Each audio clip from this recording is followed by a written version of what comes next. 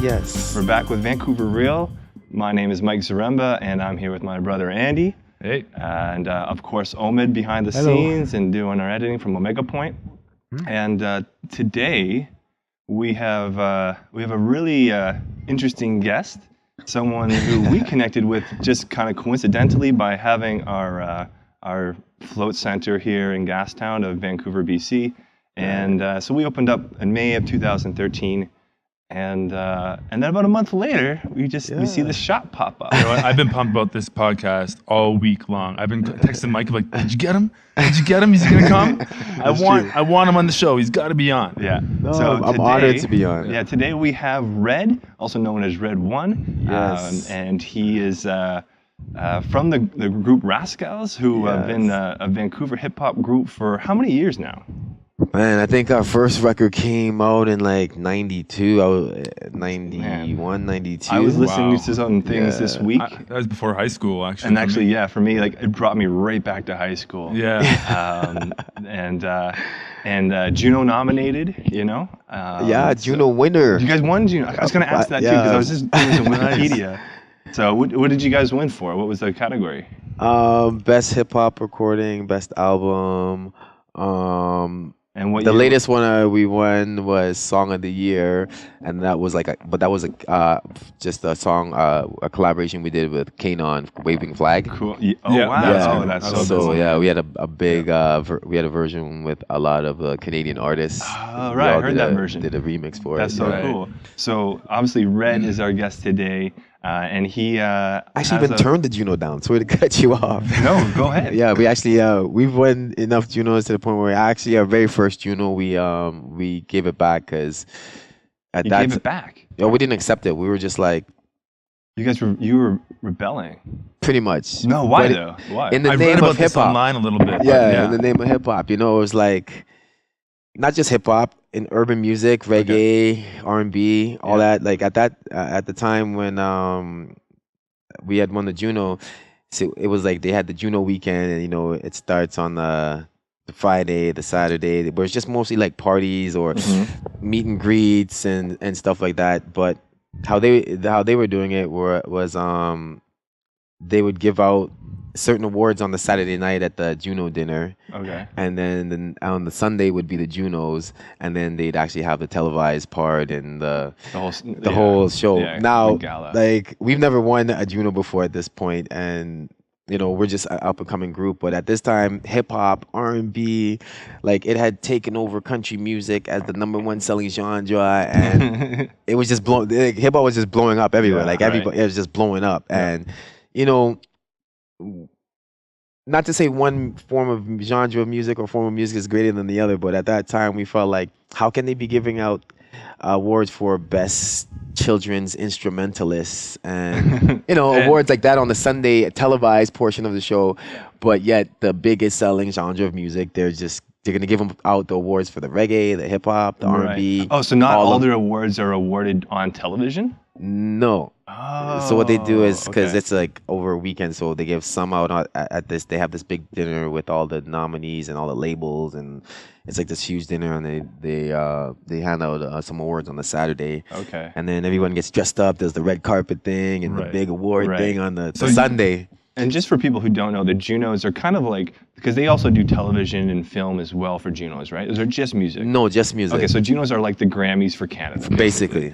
So just if anyone's out of the country listening to this or watching this, that's what we're getting at. So yeah, the Juno Awards. Yeah, so there's definitely kind of like just, well, do you think now they did that and just because they need to like appeal to, I don't know, all demographics? Do you think it's a ratings thing, or do you think there's something more to it? Before then, there was never no really hip hop or R&B. I don't even know the R&B, but definitely no hip hop artist ever performed on the Juno, or was ever a part of hosting or presenting an award. Or so basically, on the Sunday they did the announcements for like all the known artists. Yeah, on the Sunday it was come walk the red carpet, yeah. the TV. It's showing on TV. It's the big, the show. It's the actual Juno. Right. On the Saturday, it's and then they presented you guys on the Saturday, not part of the big show yet. You guys were it wasn't. Up. Yeah, not just us. Like all the hip hop awards, the R&B awards, the reggae awards, anything urban music was like. Come on.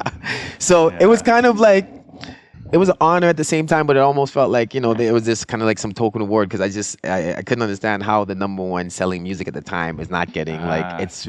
So it's just a way of like, hey, you know what? This is not just to bring the issue kind of to the spotlight. It's just like, what's going on here? Yeah, and so you know, so we didn't accept the awards. It was like this big hoopla. We're in like the Toronto Sun the next day. Now like, the real question was there almost like a secondary like, you know, this is kind of good press? And no, we actually thought, because remember, you're young. This is like on our first record. You're young. You don't really know how old the ins were you and at outs. the time? I was probably like 17. Oh, so you're 16. super young. Yeah, like you don't know the ins and outs of the game. You're like, is this gonna mess us up for the rest of our career? You're at the beginning of your whole career, and you want to be there. We want to win the Junos, and we want to get that recognition, and we want to blow up and do our thing. But it just seemed like the right thing to do at the time. It was just like, well, that's cool, man. I think that's good that you kind of stood up to, you know, to like just accepting, you know, the whole formality of what that presentation was about. You're like, you know what? We're not really feeling this. We're not, so our manager was losing his mind. Here's your trophy, and you can take that back. And, exactly. You know? And you know, so we did the whole like telling our record label, who just spent all this money signing us, giving us the money to go record, flying us all over the country, promoting and doing, telling them we're not even going to go up there and accept this award. Like they were just like, what? But that gave you so much credibility, or must have, right? Yeah, but that was the thing. We had credibility because we were underground at the time, and we were trying to get beyond that. Right. So the credibility was there already. It was more of like I wasn't able to foresee like it was gonna be as big a deal as it was. Like we were just like we're nobody at the point. In hindsight, you guys were still kids back then. Yeah, too. still kids, and we. In hindsight now, like. Are you, as the person you are today, are you glad you did it?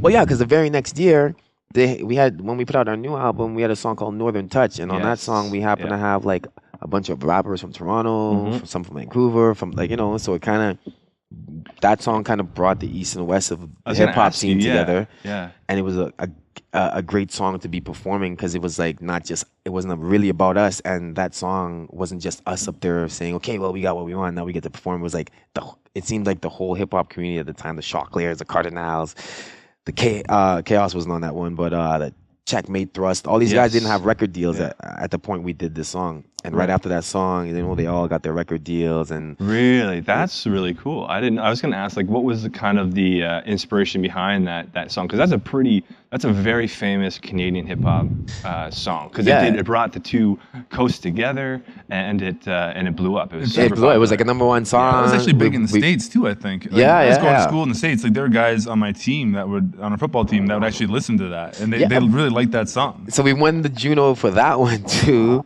Nice. And like you know, like the other day when I was watching the Juno, it was like a couple Junos ago, Drake was hosting the Junos, and it had nothing to do with me. I have nothing to do with Drake's career, but watching it at that moment, I kind of felt like we had something to do with that moment that he was there. You know what I'm saying? Yeah. So I was actually, you know, I would say proud to see Drake up there hosting the Junos, and because it's gone from not even being really included as part of the show to not hosting the show. Yeah, exactly. You know what I mean? So it's come, it came full circle. Move. So for a 17-year-old, that's strong. Yeah, man. So I was, you know, honored to be a part of that little movement right there. So nice, cool. And are you still performing? Yeah, we just did a show. That's funny. We're talking about these guys. I just did a show 2 Sundays ago for the grand opening of the store we opened on Granville Street, and we flew in Cardi and Chaos, and my Rascalz crew came out, and we just kind of did like you know.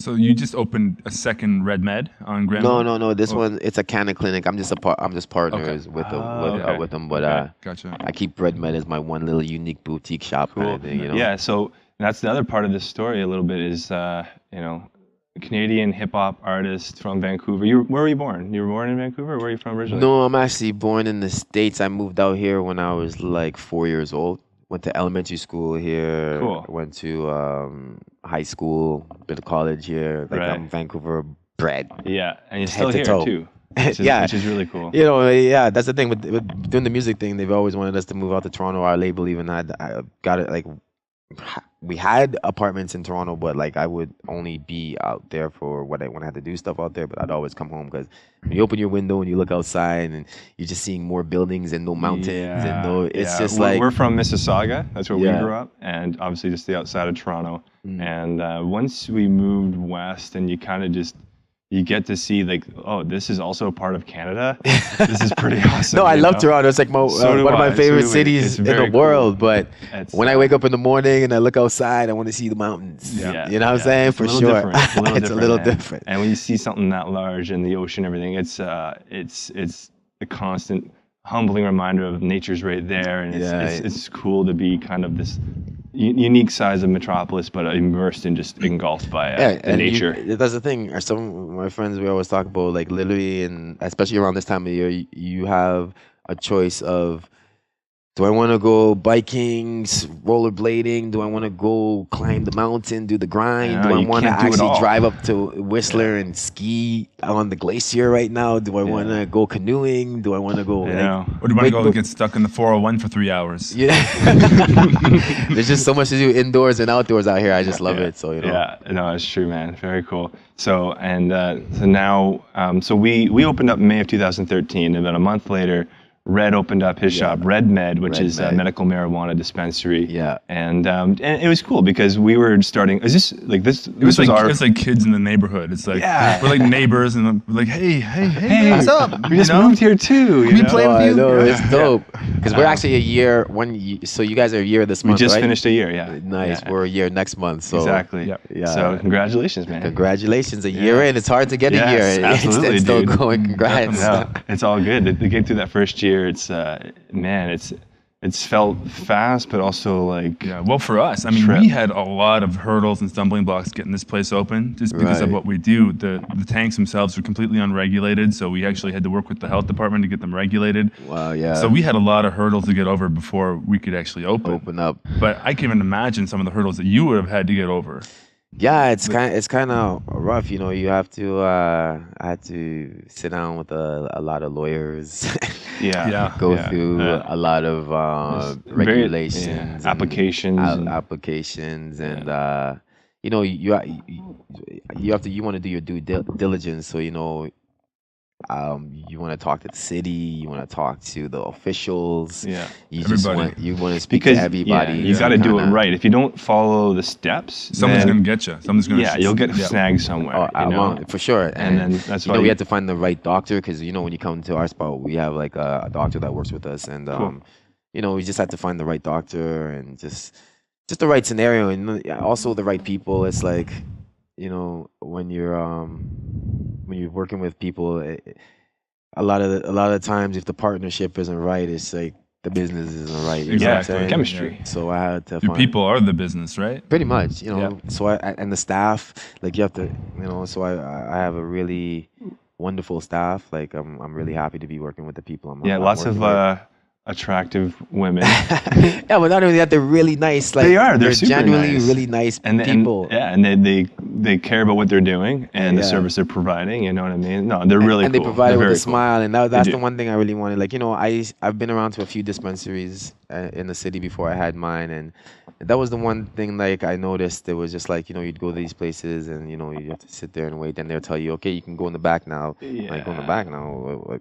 And then the door, so buzz clinical, the door. Very clinical. Yeah. That's what I was going to ask you. Was that kind of your vision? It's like, you know, I don't want this to feel it was clinical in a sense, but it also felt like it was a little, like, I felt like I was doing something wrong, because you buzz the door, you have to open up the door, go in the back, and then, you know, do your dealings. But for me, it's like, I felt like, you know, we're not doing anything wrong, and, you know, you can self-medicate once you've been prescribed to do so. Right. And, you know, this plant is ancient, and for me, I wanted people to just feel comfortable, like they were just going out and, you know, purchasing a T-shirt or just doing something that was just you definitely in the turned open, it into like a very retail experience almost, which I think is really cool, and it's going to be interesting to see what happens in the future with the whole notion of legalization and all that kind of stuff. But you make it a very comfortable, personable, and actually enjoyable experience. You know? Yeah, that was definitely the plan. I just wanted people to go there and just Yeah. in the open. I've been to several dispensaries around the city, and you go into yours, and you're like, this is what a dispensary should look like. You go in, you got that big purple chair there.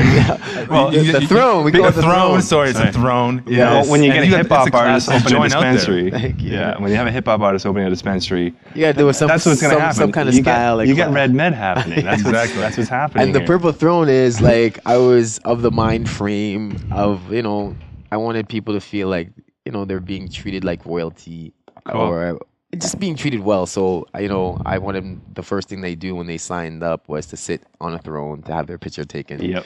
And, that's a great idea. I love that. Yeah. No, that's what I have on my card. It's all about, it's all about, I'm just all about vibes and like, I just really wanted to kind of create a good space and have good people and have a good vibes while trying to, help people out. And, it's a lot of people come by and they tell you the stories and, at one point, I think people looked at weed and marijuana and cannabis as more like, oh, the stoner dude talking about, yeah, dude, gotta get this, and that.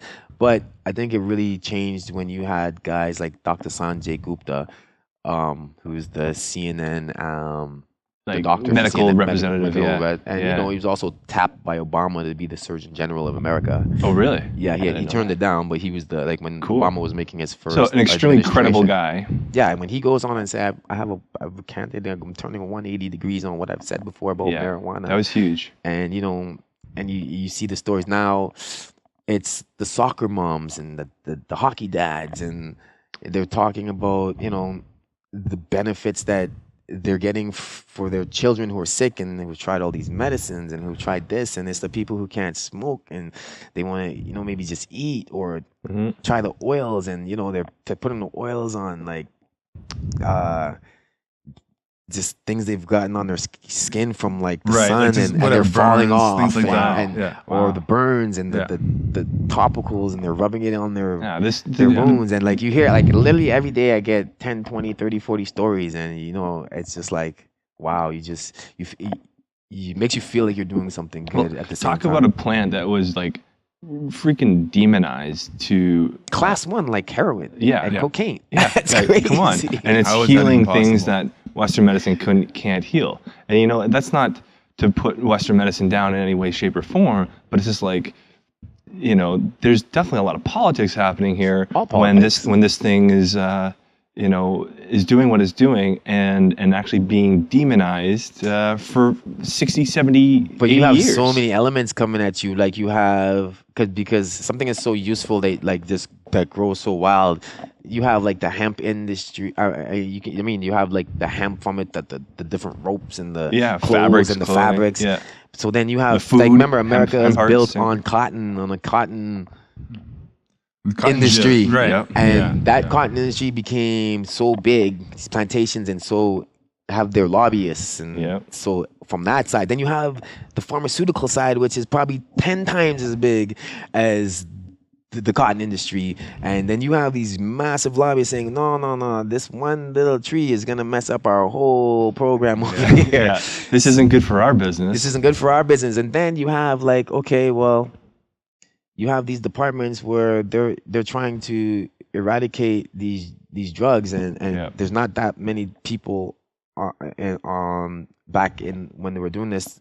After they finished with the alcohol, and alcohol, what were they gonna do? Right now, prohibition. Either my division of government of the government is gonna be wiped out, or I have to make some crazy claim and declare reefer madness. This stuff is sending your kids crazy. We need more money to start a war on drugs. And you know what I mean? So there's so many different elements fighting against this one tree. If you actually watch that documentary Reefer Madness, it's hilarious. You watch that thing and it's like, people actually bought this back then? Yeah, so you can see the propaganda is years deep. And now it's just, the truth is just starting to unfold now, And because it was classified as like where it was classified, your average person can't go and get it to do the research on it because it's a class 1. So the medical field is keeping away from that and making synthetics and all these other things. Yeah, and that organization I was telling you about, MAPS, the Multidisciplinary Association for Psychedelic Studies, they're doing that cannabis research now, and they're just getting approval, just barely, recently, like the last this last part of 2014. Right. It just passed. They're just getting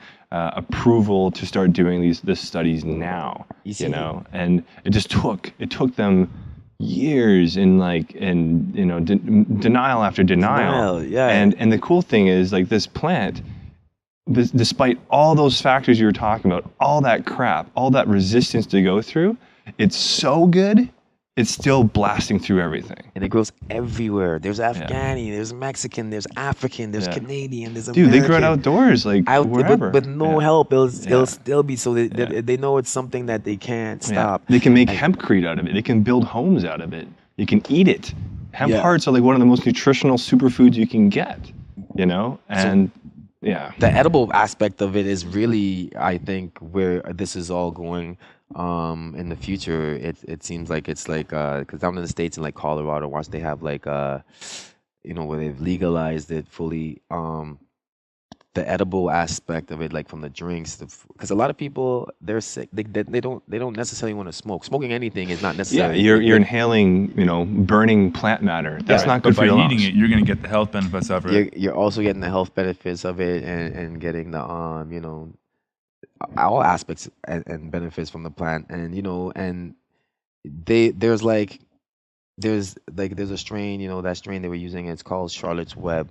There's strains of it that is just so low in THC and very high in CBDs, where for the person who it just wants to use it for just strictly the medicinal aspects of it, you can. What are the CBDs exactly? Like, what does that do for cannabinoids? It's like you have CBD receptors already in your brain, and it's like it's medicine. Isn't it like it's like the anti-anxiety? It actually calms you down. Anti-inflammatory. I think it's anti-cancer even. Right. I mean, it makes the body. We're not doctors here, alkaline, obviously. whatever. Like it makes your body more alkaline and resistant to like cancer-causing cells and stuff like that. Right. And that's the thing that actually calms down like the paranoia, like you were talking about. When the THC gets way out of whack and the CBDs are too low, it can actually make the paranoia factor higher. Right.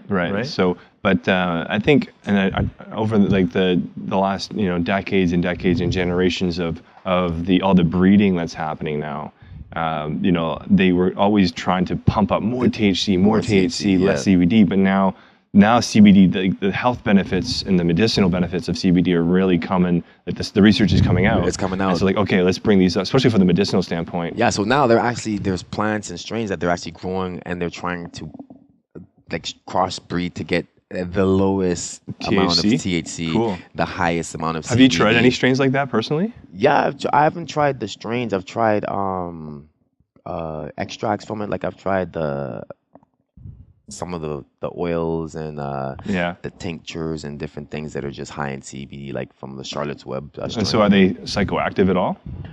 For me, but I have a very high tolerance. So for me, no. And I've given we've given samples out to certain patients, and I asked them to try it with people who aren't as chronic as myself.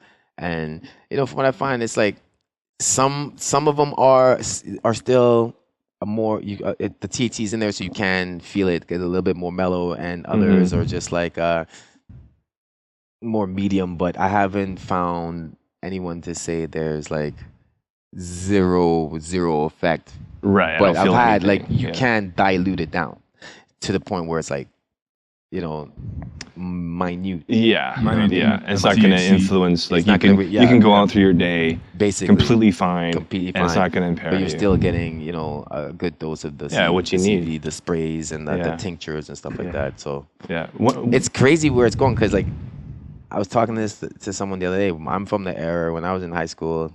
We go and have these parties and whatever, do our thing, but we'd be using hot knives, like I've done hot knives before. The only extract was like from the plant. If when you're cutting or whatever, or you'd have just the resin. The resin. Yeah. And that was, now it's so advanced. There's like anywhere from that all the way up to the oils, the shatters, the butters, the crumbles, the saps, and only getting even more pure and pure. Like there's guys that are doing like CO2 extractions now.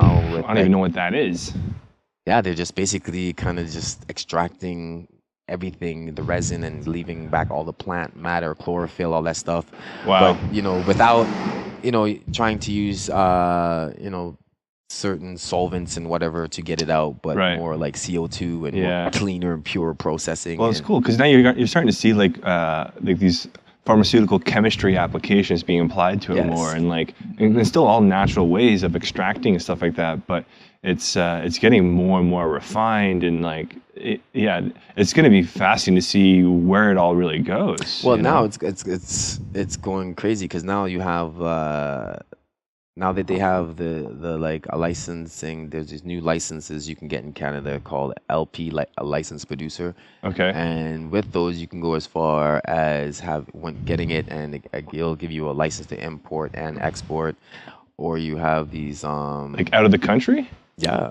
Or you have, so that's why now you have all these miners, like these mining companies that are trying to get involved in the industry. I'm trying to get these licenses, trying to, you know, like in America, trying to start companies that are going to go public. Right. And it's just like, it's crazy. It's going because people every are seeing way, and it's going to be really, really crazy. Do you think it's going to be legalized in Canada anytime soon? I think so. I think, you know, before Mr. Trudeau announced he was going to run, the first thing he announced was that he thinks that it should be legal in Canada. And then maybe like a month later or something like that, he announced that he wanted to run for prime minister. You know what I mean? So I think he did that strategically. Of course.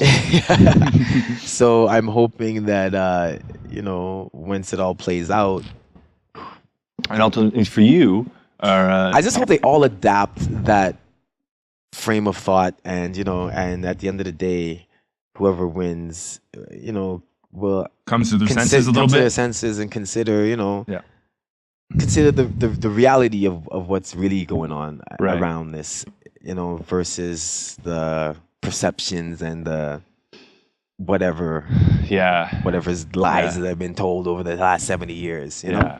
It's cool that you're kind of right in the middle of this whole thing too. You're seeing it play out, literally from like, you know, the eye of the storm, really. From the I like to call it the front lines. Yes, you are. You're right on the front lines. Yeah, for sure. Yeah, it kind of reminds me of like when we were, you know, coming up in hip hop in the early '90s. Like there was like Maestro Fresh, there was Mishi Me, there was the Dream Warriors.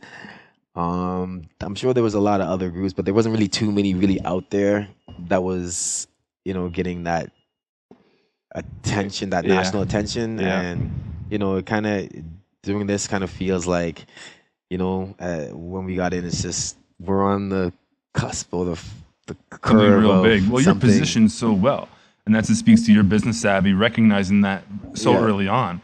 And if we do get to the point where it's legalized in this country, you're going to be set up. Like, you got your shop set up, you know, you're ready to go. Yeah, I'm good, but you know, I'm just cool with like, you know, having like, at first when I got in, I thought maybe I'd open like a few shops and a few whatevers, but like, I'm really cool with having the one shop, and because it really makes it a personal thing, like, you know, instead of running, like I like dealing with the people and talking to them and hearing the stories and knowing if, like, you know, we do dog biscuits and dog treats, and this one girl was like, yo, I'm taking my dog to the vet, and what, this medicine and that medicine and this medicine, because on the dog's back, a little chihuahua or whatever just had a patch, like, because it was just losing its hair, and they've tried everything, and we gave them these cookies, they're dog biscuits, and like 2 weeks later, she comes in and she's flipping through her phone and showing all the pictures of how the dog is responding awesome to the treatments. That's amazing. Wow. Yeah, like, you know, stories that I love to hear stuff like that. Like, it makes you want to even just do more. And like, so for me, I definitely like having the one shop that I have to go to every day and see kind of the same people and get to hear the befores and afters, and you know. It's kind of like having a specialty coffee shop versus going to a Starbucks. You know, it's more what's the word? More exclusive. It's more unique, and you know, at first I was thinking, yeah, maybe open Red Med here, but I wouldn't be able to literally run around to all these shops. Yeah, you get consumed by like the business of it. Yeah, and not to enjoy what it's about, and it's about the people. Yeah, right? And I enjoy that.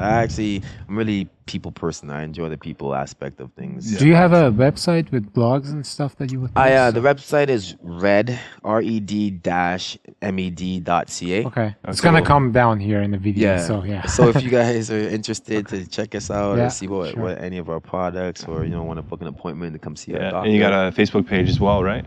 Yeah, the Facebook page is. I just liked it last night. I don't know why it took me this long. That's not too. I looked cool. up last night too. I think we only have like a few hundred likes or whatever. But let's build that up. Let's build that up, man. Facebook for us has been amazing. Like it's just such a great way to educate and get word of mouth going. And I think in your industry, it could be great for you. Well, see, I use my personal Facebook and see like usually what happens is the artists will come through. Like yesterday, there was a Paul Wall concert. He's an artist from the States, a rapper, and like usually they land, and I know most of the promoters, and they're calling me from the airport, like, can we come through? So I usually take pictures with them or whatever, and I put it on my own Facebook. I should really put it on the business just do it on the Red Men one too. Yeah, but I don't know. I just figured like personally, I just pump everything kind of through my own personal Facebook, and that way my friends and family and everybody else who kind of aren't.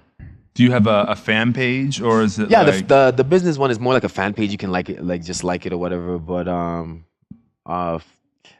am hiring somebody who's gonna be taking just doing the social media aspect of it more. But we do have an Instagram, we have a Facebook.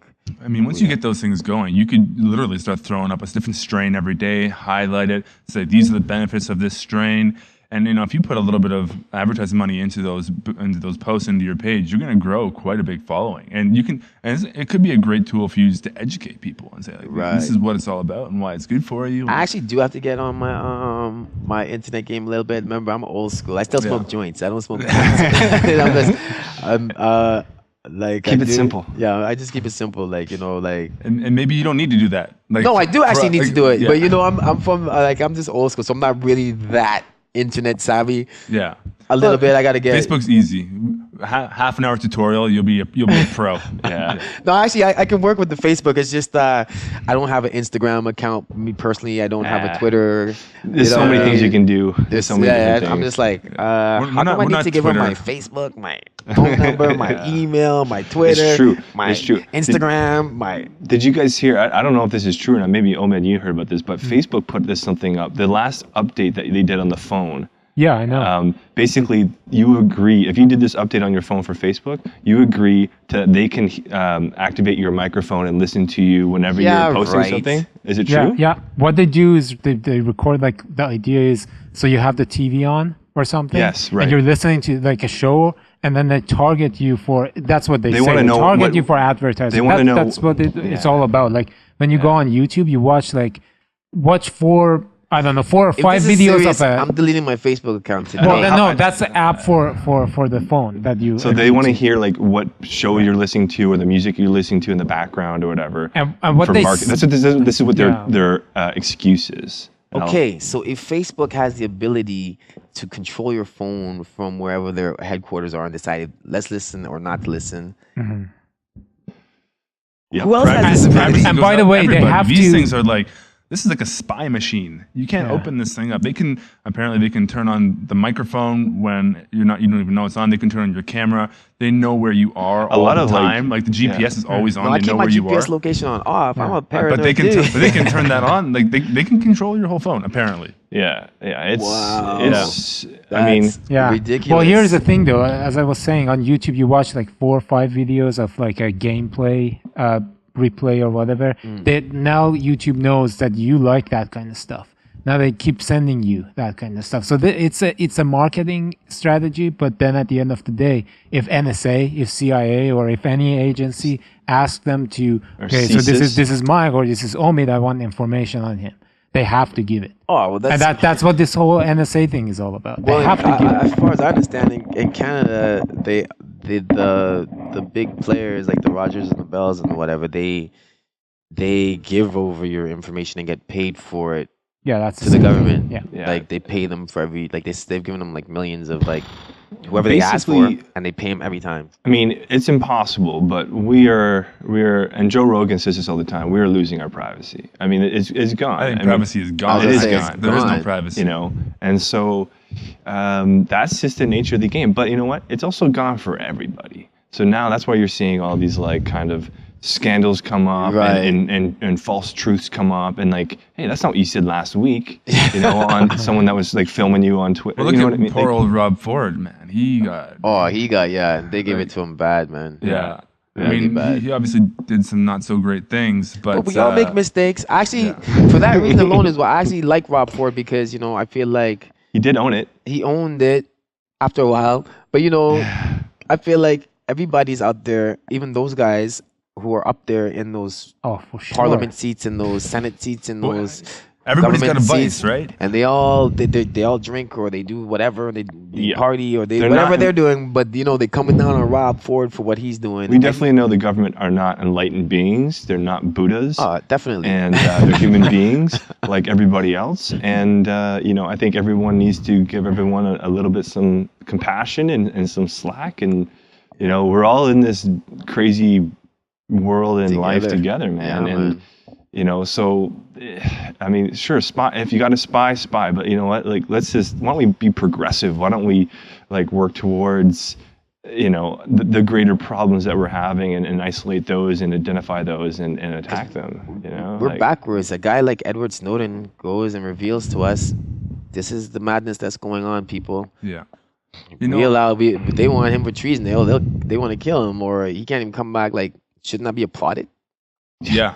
Yeah. Well, is he the one that had asylum in Russia? Like he actually, yes, I think he's still in Russia. Like, so he hid from the United States to go live in Russia. Mm. Like that's just like completely backward. It's true. It's true. I can't believe people, like, you know, this guy is apparently letting people know, like, these are the bad things and the wrong things that are going on. And you know, they went after him. They went after him, yeah. but you know, people just sit by and allow these things to happen. Like, you know, I feel like because they have the media, though. They have the media continuously brainwashing people. Like when the debate of Edward Snowden is always whether we should treat him as a patriot as somebody. I know, but that's all they talk about. They don't talk about the content that he revealed. It's true. If you turn on the television, it's never about that. So if you want to know what he revealed, you got to go on the internet. You can't get that on CNN or Fox News or whatever.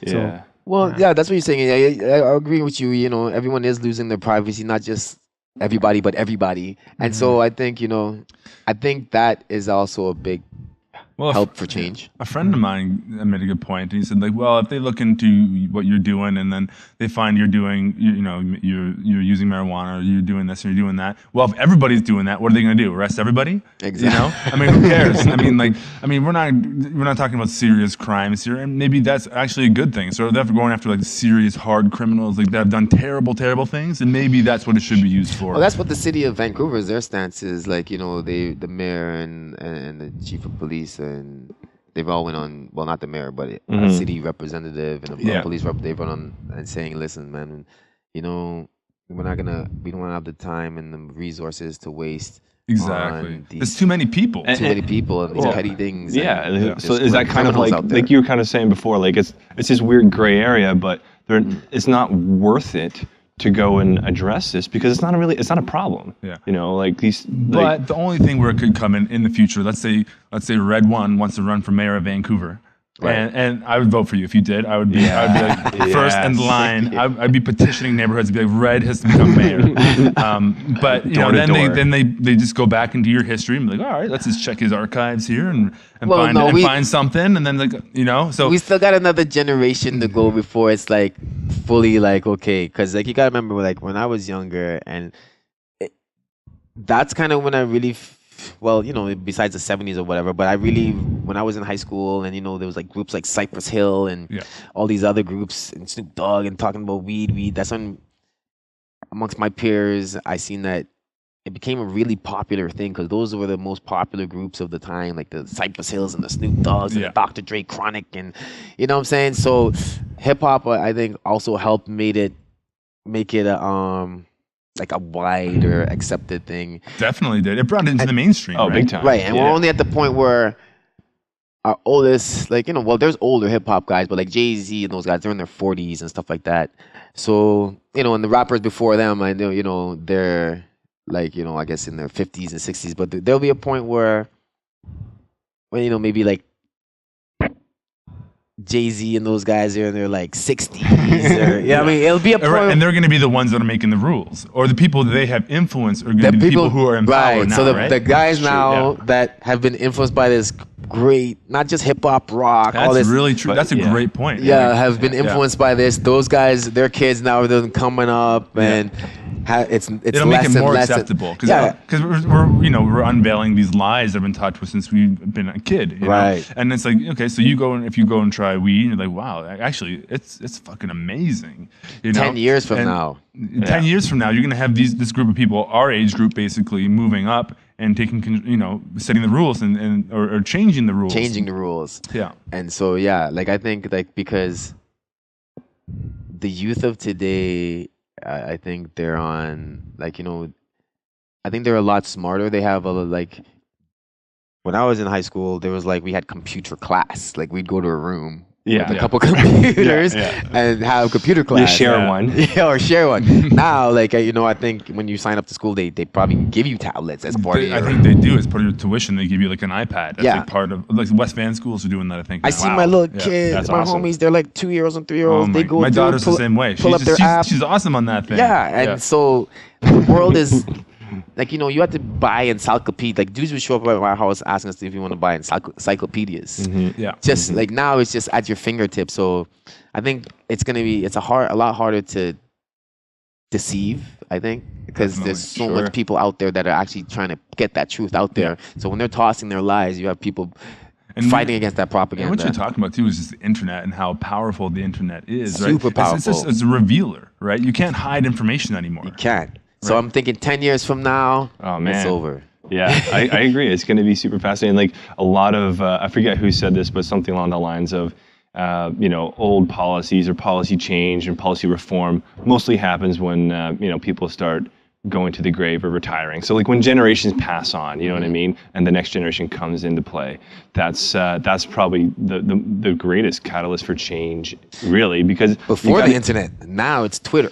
Twitter started all these revolutions. Twitter and Facebook. And Facebook. Egypt, right? You know what I'm saying? So I'm telling you, with that kind of power where you can have regime change that were set for families, goes back. We're talking about my great grandfather ran this country. I'm supposed to run, like, you know what I mean? Because they had the oil. Yeah, they're tossing these regimes out the window. But you know, the technology is kind of a two-way street, actually, just because it can be used as a tool to liberate people, or it can be used as a tool to control people. AKA the Force. Exactly. Welcome to the dark side, or become a Jedi. There you go.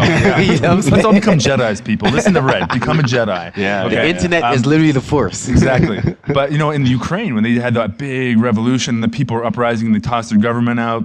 And now there's all this turmoil going on in Ukraine still. Right. But the police were actually using people's phones to track them down. So they'd get the identification numbers of the phone, whatever that is, and then they found, okay, these people were in this area at the time, and then when they dispersed, they went and arrested those people because they knew that they were there. Because they pinged off whatever. So next time you're in the middle of a revolution, leave your phone at home. Yeah, don't take your phone. Don't take your phone. I was home the whole time. What are you talking about? Apparently what they can do too is they can actually turn off like a section. They can be like, all right, we want to shut off this grid, turn off all the phones, turn off all the cameras on the phones so nobody can record anything that's actually happening. Yeah, see, that's the thing. Like, the internet's so powerful that some countries are like not even they're trying to block Twitter, or they're trying to China, man. China. Go in Giant and control. firewall. Well, I'm from Iran. Iran is Facebook is filtered. So They don't. It's filtered. Facebook, Instagram, Twitter, like everything is. Because they people recognize it use for the VPN. power it is. It's like it's a powerful thing. Like anything that can give people knowledge. Yeah.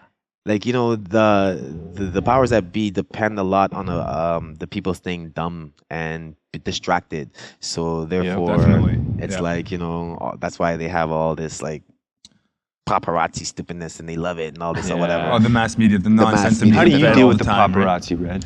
I don't have paparazzi. See, I think We're your paparazzi. I have just We're like, enough- hey, Red, you're coming over, right? I would- Yeah, I'll be there. I'll be there. honestly, I wouldn't even want to be famous like that because like I Yeah. can't even imagine waking up It's not cool. and going outside and Yeah. some like, dude pops out of your garbage can, Ugh. jumps out and just takes off. Nah. It's Like- amazing there's not more incidences where a celebrity like just like punches one of these guys in the nose or something like that. Like That's you know, that- 'cause and it does happen from You time know to they time. want that. Like Yeah, I know you gotta be so companies controlled though. holding guys up and having to pay $250,000 just for draping them, Yeah. and then they drop, oh my head or my camera, but like it's Yeah. not worth it. Like Yeah. and that's the thing. It's like it goes back again to like your privacy. Like it's been lost. Like so people don't even have like it's so lost that people don't even have the sense or the decency to like give people their space or to even give them that courtesy of like he let them eat, we'll take a picture of them. Like they're just all Right. in your face while you're eating. They're just With your everywhere. kids You know what I and mean? Like it's just everything. gone. Your kids.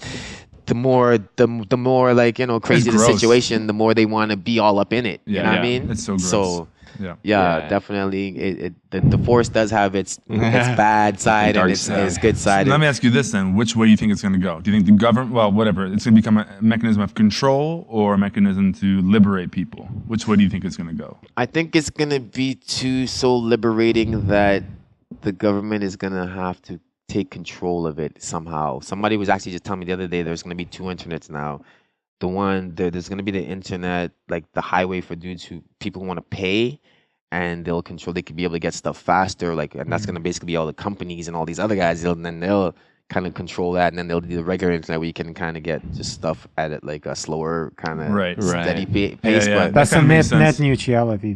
It's real? Yeah, it is real. Net Well, it's a neutrality. law. It's a law in United States that they should treat every website equal. That's called net neutrality. Now Yeah. they're lobbying against it, and then they passed one step, and now it's like it's next step is it's gonna be over. So people are trying to, like websites like Reddit Yeah. and some other websites, they actually put a banner on top like call your congressman, This call this Yeah, guy. so they had like basically that's so much of the force that they're figuring ways how can we control this. You know what I Yeah. mean? But as they're trying to figure out ways, there's people probably I think ahead of them, knowing how like on the next Reddit, on the next like there's stuff coming that we probably can't even imagine Well, that's right the thing now. too. With the internet too, you're gonna get guys that are so educated that they know how to just break through all those things that get set up, Yeah. right? So you're gonna have somebody Yeah. just create some kind of program, some kind of software or whatever that's gonna just cut through all of that. The internet's been born. The internet's here, right? So now that it's up and running, like I mean, you hear these things like there's a kill switch and stuff somewhere. I I mean, heard that. is that true? I don't know, but that like there's a kill switch to the internet? there's, like Apparently they can shut it off. Just like, No. Seriously. I don't know. I don't know if don't it's know. serious. That's I what don't know, there's man. rumors. There's so many conspiracy theories out there, and that's the problem too. Like, what do you believe these days? Who do you believe? You know, Yeah. where's the information coming from? You always got to ask these questions. you yeah, know? yeah. Oh yeah, because they're out there and like it's not like they're not using the internet as for their tools and for whatever they're trying to push in their agenda, and they don't like it's not like they don't have They the need it Twitters too. and the They they need it. need it. So, So it's all about you can't get rid of it because everyone it's so integrated now with how our civilization is. You know, to just say no, it would implode. You know, so they're gonna like either start regulating it and restricting it in different ways, or they have to. you know, That's but the only way they can keep. Well, if they want to keep control, yeah. the only way to keep control now is to control the internet. Like, But that's like you said too, how much longer are these people that are in power now going to be operating under this ideology? Or is it going to 10 more years? But we're in You a know what I great mean? time because we're in a really time of where people are actually starting to wake up a bit. Like, they're holding rallies in the States on Wall Street about the one percenters. People are talking about GMOs. It's more like out there. People are Yeah. talking about Oh, like a lot of these issues. the pipeline stuff. the whole Pipeline Everett, stuff, people are like They're seeming to kind of wake up a bit more than it seemed like in the past. I think it's starting. about I think a certain lot issues. more. Yeah, I think a lot more. Yeah. And I think things like like legalizing cannabis, and just the whole movement that's kind of what we see and what we're part of at Float House. You see a whole change in a way of thinking in people. Right. We have like yoga popping up. It's kind of Yoga's just blowing up. It's changing the way people think. Floating, psychedelics. Cannabis, all these things are kind of changing and shifting people to think that, is this the way we have to do things? Right. And I think, like we were talking earlier, I think it takes they say there's this thing, I think they call it Moore's Law or something, and they say computing power will generate it basically exponentially increases because the technology that comes after it is built on the technology from before, and so it just kind of it's growing exponentially. Right. I feel as more law is applied, the faster we will awaken. Things are Well, that's the thing though, because if you're awakened, you're gonna go talk to your parents, you're gonna go talk to your family, and it just spreads and the like bigger one drop and in faster and better everything gets, the bigger and faster the information gets out there, the more people it spreads to.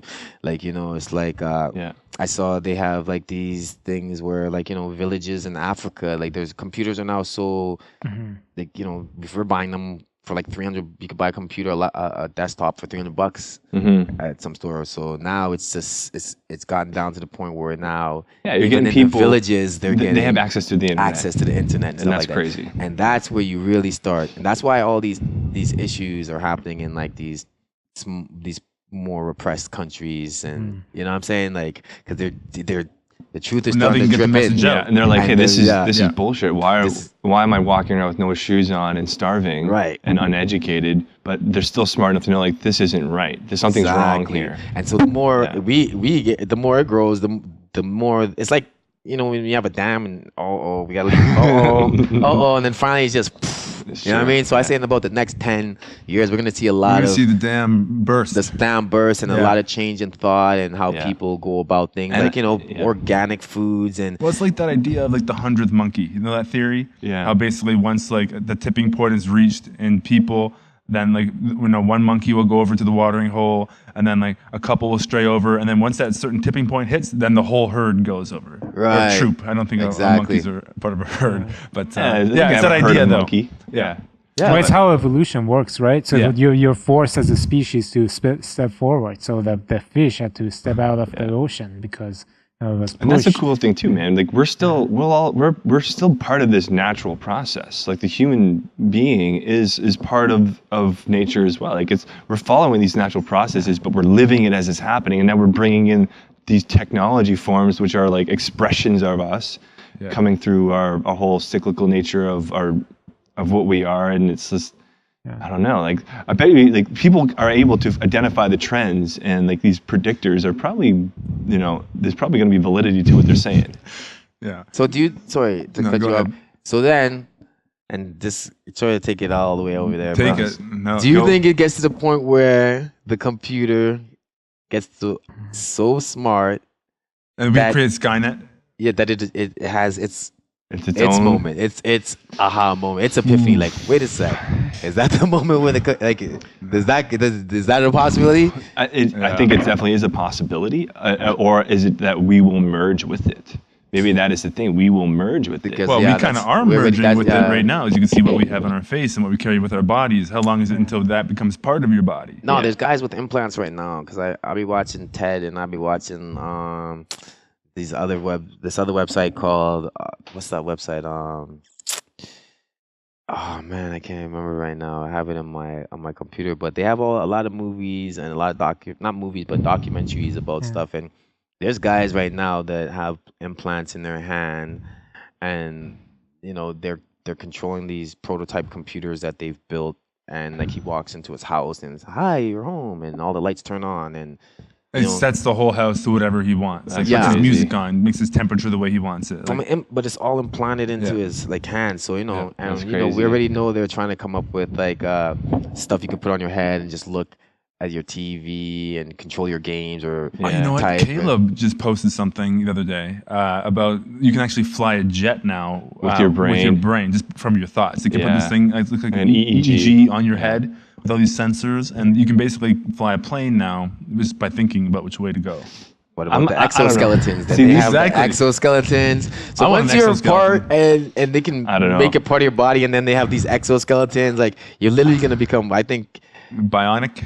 biology-wise, because we are computers ourselves, Yeah, It's true. that's true too. we're Yeah. gonna merge. Yeah. You know what I'm saying? Like, that's the point where I think it's going to where Ah, man, it's- literally you can, because now you can pour the material into like a 3D printer, print like a heart or a lung, and Yeah. shock it, and And then it's going. It starts going. Yeah. Yeah. No. We can build houses with that stuff now. So if you can print body parts But yeah, already, they can create organs. they yeah. can print little things that they shoot up into you, and they're just trained to like go after a certain cell and destroy those cells already. Yeah. Soon those little Nanoids, right? nanoids, Yeah. nano whatever, you know what I mean? They'll go Yeah. in and regenerate your finger, and now your finger will probably, because it'll be like nano 3D printers, Right. and it'll just sit there and reprint whatever you. Here's my thing though. Like I'll probably be one of those ones. Oh, he's an organic. He's an organ. I don't know. They're gonna call me an orgy or something like that. He's organic still. You know. Oh, get out of your orgy. go eat some grass. But here's the thing though. Like here's my thing. Because you're saying that we are kind of like we're like biology is technology Basically. right. So I think that our biology, if running optimally, is extremely sophisticated. Our brains are the most sophisticated piece of matter that exists in the universe, and like our biochemistry and the coordination of all the organelles and the organs that we have. I think if you're living in a way that is extremely harmonious with the energy of the universe, and I sound super hippie right now, but that's okay. I think if you can optimize that, how can we produce a technology that's going to be better than the technology of our bodies? That's kind of evolved after millions and millions and millions of years of life evolution. Now we are getting exponential growth with our technology, so that's where is it going to merge? Is it going to be one crazy merging? Well, that's that what we Ray can't even. Kurzweil kept talking about, Yeah. right? In Transcendent Man, that documentary. Yeah. He's talking about how if you can live to a certain age, I'm not exactly sure what year he predicted, but he's like, if you can get to this year, we're going to be able to keep you alive forever. Oh yeah, because now they take your stem cells, Right. and then the fact that they can print the body part that is messed up, and now they can print it with your own DNA. They can grow the cells. Yeah, it's from your DNA. From your DNA, from Yeah. your stem, and so that now when And you're who's to born- say that's not a natural process too? Like we are producing this stuff. It's so, but Yeah. I still may be an orgy. You're No, gonna be but I organic, just had a daughter. Natural, homegrown human. Yeah. Yeah. And when your kid is born, you have the option of Genetically engineering them. like saving the Yeah. like the placenta. They take out the Right. Yeah. Oh yeah, And- right. and Stem they're- cells from the stem placenta. cells yeah. and from the placenta. Yeah. You can do that Yeah. now and Yeah. stuff like that. Yeah. So later on, when you have any issues, they can go back and literally, and then like the next 10 years is gonna be that. Well, I'm the telling thing that you got to crazy. think about though is that technology is great on itself. I mean, it's not good nor bad. It's in the hands of bad people, like nuclear energy. Like Right. they how did they use it? They bombed Hiroshima. Yeah. Right? So you got to think that in the next 10 years, before that exponential growth hits that limit, and we can keep people alive, or we can do crazy things. Will people wake up? I mean, will we transform to a conscious being as a whole species, or is it gonna? I think it's going to that direction because, as you said, people are waking up, and then I wake up. I wake many people up around me, and then like revolutions in countries, they don't happen when 100% of the people are against the government. They happen when like 20% go to the street, 10%. 10%. So it's as when you reach that level in global scale, that many people wake and know that the way that we are treating Earth and other human beings is not the way to do it. It's gonna happen. Hopefully, that's what I'm hopeful to see. It'll definitely happen. I'm hoping, and also, with living longer comes other issues because they have like population control scenarios 7 billion. and food and all that other stuff. Yeah. So Sustainability, right? sustainability, and I don't even think. I think they like after a certain amount of living, even though you can still live on and live longer, I think You don't want to. it'll feel unnatural to some people because you always feel like you're not getting to that next level, whatever it is, or going to that next place. Or, you know, I feel like people will feel kind of stuck, and at a certain point, they'll be like, okay, well, I've had enough. Yeah. I'm ready to They're move just on. checking out. They're like, Yeah, all it's right, I'm good. I've experienced enough. Like, people say they want to live I need to find forever, something else now. but See ya. who knows what's after? That's the thing, man. It could The be mystery way of death. better. Or forever could be after. Who knows It's what's true. after? You know what I mean? So Yeah. That's the thing. Nobody knows what happens when you die. Yeah. I mean, some people claim they do. Some all people, dead people know. All dead people. Sure. They know, for People sure. Yeah. We got to So- talk to them somehow.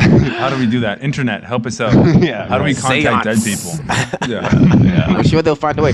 But yeah, like I don't know, it goes and it goes and it goes. But hopefully, you know, all I can say is, at the end of the day, I hope that people do get that level of consciousness where, you know, we can cut. We waste so much stuff, like where we cut back on the waste, where Yeah. we can, like, you know, put the planet and nature kind of more on a higher level. I think it will. And you I know, think it just will. stop with some of the madness and that goes on. It's out a there. cool. It's just kind of cool how you know, you're in the business that you're in, the industry, and we're doing it from a different direction. You know, people go on these tanks and have very personal, altered states of experience. Yeah, and then when people, you know, consume your product, obviously they're having an altered state of experience. Yeah. It's changing people. And the way- it changes how you sure. think. It changes how you view everything. And you know, and what are we seeing? You're seeing growth. We're seeing growth. So those are good signs. You know, those are the right definitely direction. get out man. there in the conversations that I'm having with people, Yeah, man. or I find they're a lot more enlightened Yeah. on, and you know, just do that and just do the internet and just. Do you ever meditate? Do you ever meditate at all? Like, do you ever meditate? At home, definitely. Yeah. Do you Yeah. ever meditate when you're using some of your product? Yeah. Yeah. I'm on Like the products that, every day. You Doesn't know? that just change everything for you? Like when you have smoke a little bit, and you go and just sit down and be still. It's amazing. Doesn't it just increase your sensitivity to everything? You feel everything, every little thing. It makes you Everything. really, really, really present. Yes, You know? Yeah. 100%. Yeah. And that's why I think, you know, I do what I do, and you know, and I think that, you know, from we've been doing music, I've always found it as a way to help me kind of go deeper and just, you know, help express myself in those thoughts and those places Yeah. I'm going a bit better. Yeah. You know what I mean? And so I've always been. Well, our industries kind of complement each other, actually. Yeah, for sure. They definitely do. I We're mean, just out there helping with consciousness. You know what I mean? Yeah. We're just conscious ushers. Exactly. This way. Little conduits. Or that way. Yeah. Come this way, folks. Come to Float House. Come to Red You know, Med. I'm just a That's where conscious you want to be. usher. Yeah. Sweet, man. Well, let's wrap it up, man. This Well, is you know, and one thing we have to address, I think, is because we're going to get probably like a million questions about this. Is our glasses? why are we both wearing the same glasses? right. And I'm sure we're not even going to listen at this point. So to explain it, Yeah, so these are color therapy glasses, and they come in all different shades. And there's a lot of actually research showing that, like, the different colors you associate, that whether you're wearing them as a glass or that kind of light can actually change the type of mood you're in. You know, these ones basically just make the world a happy place. When you're seeing the world in yellow, yeah. Oh my it's, God, I never want to go back to this yeah. again. And it's actually- I'm putting this back on. especially when it's a cloudy day too. Yeah. You know, you put these bad boys on, you're like, it's I'm wearing yeah, it's these not because too my bad. eyes are a little bit heavy, but but those do look nice. Yeah. They look, actually, I get a lot of kind of weird looks when I'm wearing them on the street, but I'm gonna own them and keep wearing Yeah, them. they look good I on should you get a guys, different man. color or something at least because we're both wearing the same thing. Yellow's nice though. looks Yeah, I good. like these. Yeah, pleasant, yellows look man. good. Yeah. So that's the deal with the glasses. We're gonna probably start retailing them out of Float House here just for fun, but we'll see. And so red-med.ca. Yep, That's- redmed.ca. Also, you know, for anybody out there who is a Rascal fan, we actually do have some new Rascal material that Cool. we're working on that should be dropping out hopefully later this summer. Awesome. So yeah, look out for that. Well, definitely let us also. know. We'll share it, man. That's very cool. I didn't know if you were still producing and making music, but Oh, I've always super made music. It's awesome, man. It's really the only thing I know to do really well. Cool. Make music and babies. Awesome. And of course, we got Omid from Omega Point, the YouTube channel. Definitely go and subscribe to Omid's channel. His videos are outstanding, very inspirational. And obviously, Float House, floathouse.ca. And come even when it's a nice sunny day outside, you know, after 90 minutes in the float tank, the day's even a little bit brighter. A little bit brighter. for Yeah. sure. And if you want to So- make it even brighter, go visit Red, then come for a float. Yes. Now that's a whole other podcast, man. Yeah. We're gonna start ripping through the time-space continuum if we start talking about that kind of stuff. But we'll get into that. We'll get for to that next time. Oh, man. Well, Red, thank you for coming on, man. Thank you guys This for is really having me cool. very much. I really appreciate it. You know, if we ever get the chance to do it again, we'd love to have you back on. I'd love to do it again awesome. anytime, brother. Very cool. For sure. Thank you so much. That was a good combo. All right, everybody. Thanks for Thank you, if you made it to the end. Thank you so much, and we'll see you next time. Okay. All right. Peace out. All right. Bye. Awesome.